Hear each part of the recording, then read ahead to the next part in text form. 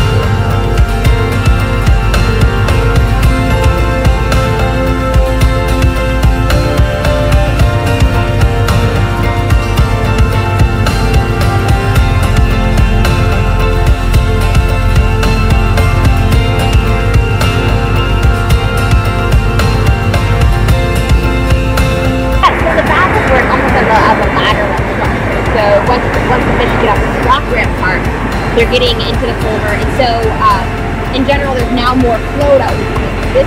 So they're coming up on a rising tide, and so they get up here, and the baffles break up and kind of create this weave as they're going through, and so they can rest behind them. It also breaks up the flow. So instead of it you see in the farther culverts, you have there and front shallow, behind flow. Right. So it makes it deeper. It makes it deeper. Deeper and slower. Yeah, exactly. So that's the two biggest things. It slows the water down. Place to rest. Yeah. So you don't have to go the whole way up.